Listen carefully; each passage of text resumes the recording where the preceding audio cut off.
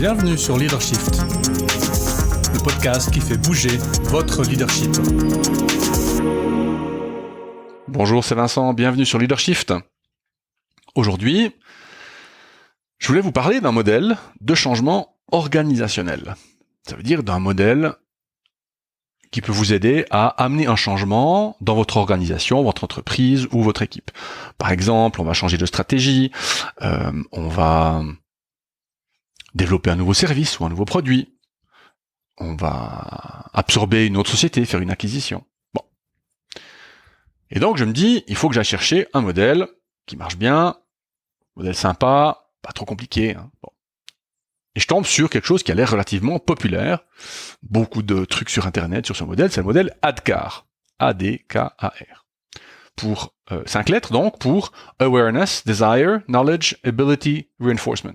Donc, conscience du changement, ou de la nécessité de changement, désir de changer, connaissance du changement, de ce qui doit être fait, de pourquoi, du comment, capacité à changer, et renforcement du changement, consolidation du changement.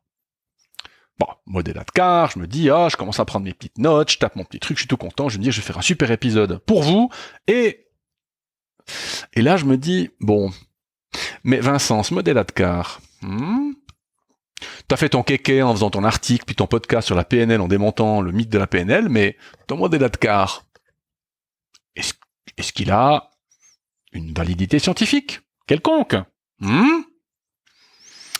Aïe. Aucune validité scientifique. Zéro. Pire, si je choisis ADKAR, j'ignore des éléments de modèle de changement ou des choses à faire pour que le modèle se passe bien, pour que le changement se passe bien, pardon. Alors je commence à gratter, à chercher, et puis je tombe sur un Anglais qui s'appelle Alex Bolting, B-O-U-L-T-I-N-G, si vous voulez regarder ce qu'il fait, qui passe une partie de son temps à démonter des mythes utilisés par des consultants comme moi, au moyen de revues de littérature scientifique. Re-aïe. Je vais vous donner la liste des modèles que j'utilise actuellement, que je vais devoir changer grâce à ou à cause de Monsieur Bolting. Théorie de la motivation de Maslow, théorie de la motivation de Herzberg, courbe du changement de Kubler-Ross, la courbe du changement, phase de déni, machin, etc. Bon. Le modèle de changement de Lewin, Unfreeze, Change, Refreeze. Le modèle de changement qui s'appelle What's in it for me, qui dit en gros, les gens changeront s'ils sont convaincus ou conscients de ce qui est bon pour eux dans ce changement. Le modèle qui dit que l'intelligence émotionnelle est plus importante que l'intelligence tout court. Le growth mindset de Carol Dweck. L'histoire du bon stress, mauvais stress, dont j'ai parlé hier soir d'ailleurs. Le why de Simon Sinek. Les 5 étapes de la formation des groupes de Tuckman. Aucun de ces modèles n'a de validation scientifique actuellement. Aucun. Bon, donc ça me fait du boulot. Mais je me dis que c'est important de le faire. On y reviendra en fin d'épisode. Alors, je me suis dit du coup, je vais essayer de vous aider à pas faire les mêmes erreurs que moi. Si vous êtes formateur, consultant, coach, chef d'entreprise, RH, chef d'équipe, manager, que vous allez engager quelqu'un, vous allez vouloir lire un bouquin sur la motivation, sur l'engagement au travail, sur etc. Il y a moyen de vous prémunir contre la plupart des problèmes ou des pièges. Donc j'aimerais vous aider à pas faire les mêmes erreurs que moi. Alors, vous pouvez commencer par vous poser 4 questions. Première question, est-ce que le modèle ou le concept proposé fait du sens pour vous? Je prends un exemple. Il y a des modèles de changement qui disent qu'il faut provoquer l'urgence pour que les gens changent. Il y a des modèles qui vous disent qu'il faut même provoquer de la douleur dans l'entreprise pour que les gens changent. Est-ce que ça fait du sens, ça? Est-ce que c'est éthique? La réponse, évidemment, non. C'est un peu une question oratoire. Mais donc, est-ce que ce que la personne vous dit, ça fait du sens? On peut pas s'arrêter là parce qu'on sait que notre bon sens n'est pas toujours bon. Mais donc, c'est quand même la première question. Si ce qu'on vous dit vous choque, j'en ai parlé sur l'épisode de la communication. L'épisode 70, la communication dans 93% non verbal. Mais est-ce que ça fait du sens de me dire ça? Bon. Première question. Deuxième question, c'est quel type d'étude qui est utilisé pour le modèle ou le concept proposé? Et on y reviendra, puisque j'ai une petite liste à vous proposer, grâce à mon ami Alex. Troisième question, est-ce que le modèle ou le concept proposé extrapole des résultats d'autres domaines, sans autre forme de preuve? Par exemple, on imagine une étude qui a été faite sur un groupe de, de 20 infirmières, et de ça, on en tire des idées sur la formation des équipes. Bon. Et puis, la personne qui écrit le livre ou qui écrit l'article nous dit « Ah ben oui, du coup, c'est extensible à absolument tout le monde. Absolument, oui, toutes les équipes se forment selon ces principes-là. » Ah bon, vraiment? Pourquoi? Comment ça se fait? Et vous verrez souvent, si vous commencez à lire des articles scientifiques, que en fin d'article, il y a toujours un chapitre qui s'appelle « Limitation de cette étude ». Et donc c'est plutôt bon signe. Parce que la personne est prudente. Elle dit attention, ça marche pour les groupes de petite taille dans le domaine de la santé ou dans un domaine particulier. Est-ce que vraiment c'est extensible au reste? Eh bien, on n'en sait rien. C'est la troisième question. Est-ce qu'il y a extrapolation? Quatrième question, est-ce que le modèle ou le concept proposé peut être opérationnalisé? Ça veut dire, est-ce qu'il est défini et mesuré concrètement? Par exemple, le modèle Unfreeze, Change, Refreeze de Lewin, qui dit que pour changer dans une organisation ou une équipe, il faut d'abord dégeler un peu les choses, ensuite on peut les changer, ensuite il faut les regeler pour les consolider. Mais ça se définit comment? Unfreeze, ça veut dire quoi? Ça se mesure concrètement, comment? Comment est-ce que je sais que j'ai fait? Ou comment est-ce que je sais que j'ai réussi? Donc 4 questions, ça fait du sens, oui ou non? Quel type d'étude? Est-ce qu'il y a extrapolation? Oui ou non? Est-ce que c'est opérationnalisable? Oui ou non? Et vous voyez que plus vous répondez non, plus il faut vous méfier. Alors, les types d'études. Il y en a 8.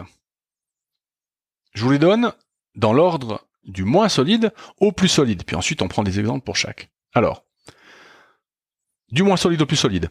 Opinion, étude de cas, rapport de consultant, étude transversale, étude longitudinale, essai contrôlé randomisé, revue systématique. Bon, ça fait 7, pas 8. Alors, opinion éditoriale. Eh bien, c'est quelqu'un qui se lève un matin puis qui écrit un truc. Moi, je pense que. Alors, souvent, les gens vont arguer du fait qu'ils sont experts du domaine, qui sont, je sais pas moi, psychologues, et donc, voilà. Ou qui sont médecins. Par ces temps de Covid, on entend tout et n'importe quoi, des médecins qui disent « Oui, alors je trouve que le port du masque n'est pas bon. » Alors, bon, il est médecin, certes, mais il trouve que quoi? Basé sur quoi? Donc, opinion éditoriale, c'est clairement le type d'étude, entre guillemets, c'est même pas une étude, mais c'est le type d'étude le moins solide. Donc, si le bouquin que vous achetez se base uniquement sur l'opinion de quelqu'un, méfiez-vous. Lisez l'opinion comme son opinion, mais soyez relativement objectif par rapport à ce qui est écrit dans le bouquin, ou l'article. Bon. Deuxième type, étude de cas. L'étude de cas, c'est pareil. Les bouquins hyper fameux, vous savez, ces bouquins qu'on achète dans les aéroports, avant un vol, on se dit, 200-300 pages, ça passe bien, c'est vite lu, bien écrit, vite lu. 7 Habits of Successful People, par exemple. The 4-Hour Work Week. Tout ça, c'est des bouquins absolument qui ont vendu des millions d'exemplaires. Ce sont des études de cas, c'est de l'observation. J'essaye d'étudier la vie de Bill Gates et je me dis, qu'est-ce que je peux en tirer comme principe universel de gestion de soi et du succès. Bon. Mais c'est que de l'étude de cas. Donc c'est le deuxième type qui est pas hyper solide. Troisième type, le rapport de consultant. Musolino, dans 5 ans, qui a écrit un bouquin en disant « Oui, j'ai 200 entreprises consultées, 3000 personnes formées, des centaines d'heures de réflexion et de machin, et donc paf, je te livre un truc. » Bon, c'est que un rapport de consultant. Vous voyez que ces 3 type, opinion, étude de cas, rapport de consultant, tout le monde peut le faire. Pas besoin d'avoir une méthode ou autre chose. Donc vous levez de main, et puis vous écrivez un bouquin à succès. Bon, très bien. Mais ça donne pas vraiment d'assurance sur la validité de ce que vous racontez. Bien. On a fait les 3 premiers. Alors les 4 derniers, on commence à avoir des études scientifiques, avec une méthode, avec souvent des publications derrière. On en a parlé dans un épisode passé. Quelles sont-elles? Quels sont-ils ces types? Alors, premier type, c'est l'étude transversale, ou l'enquête. Donc on dit, on a interviewé 200 personnes dans une entreprise de XY, on a fait un joli formulaire, on a fait une jolie enquête. Alors souvent, qui sont tout à fait, l'enquête est faite de manière scientifique, est faite de manière très analytique, de manière très précise, et donc ça donne des études transversales et des enquêtes. Mais cette étude transversale, pourquoi on l'appelle transversale? Parce que c'est souvent une étude sur plusieurs personnes, mais à un moment donné, c'est une photo, d'accord? Donc on est capable d'expliquer des choses dans le moment, par exemple la manière dont l'entreprise fonctionne actuellement. Mais vous voyez que c'est toujours de l'observation. Alors, elle est plus solide que simplement le rapport de consultant ou l'étude de cas, mais c'est toujours que de l'observation. Le type suivant, un peu plus solide, c'est ce qu'on appelle l'étude longitudinale. Ça veut dire que plutôt que de prendre une photo sur plusieurs groupes à un moment donné, on va peut-être suivre un de ces groupes ou plusieurs de ces groupes sur une longue période. D'où l'étude longitudinale. C'est aussi toujours l'observation, mais là, on a le temps qui est en train de compte, et on voit par exemple si l'effet qu'on a observé dans l'étude transversale dure dans le temps. Et là, souvent, beaucoup de bouquins qui disent la méthode de changement organisationnel qui fonctionne super bien, c'est celle-là. Ils ont peut-être fait une étude transversale, mais pas longitudinale. Et Alex parle de plusieurs cas sur lesquels le truc qui a marché avec 25 entreprises, 5 ans plus tard, il y a plus que 5 ou 6 entreprises qui finalement réussissent à survivre, quoi. Donc l'étude longitudinale, qui commence à être vraiment sérieux. Mais vous voyez que l'étude transversale et l'étude longitudinale sont toujours que des observations. Alors que maintenant, le sixième type d'étude, qu'on appelle essai contrôlé randomisé, en anglais Randomized Controlled Trials, RCT, là on est dans l'expérimentation. Ça veut dire qu'on essaye vraiment de faire changer quelque chose et de mesurer l'impact du changement. Quand est-ce qu'on fait des RCT? Typiquement quand on cherche un vaccin.